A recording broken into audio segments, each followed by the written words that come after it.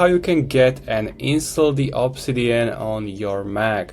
So first we're gonna search for obsidian.md, and here on the first page you will see Get Obsidian for macOS, or you can in the top menu bar click on Download section.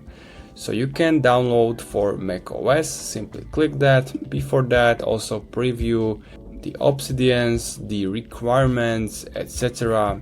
Here you can see all the scenes and features, what it's gonna do.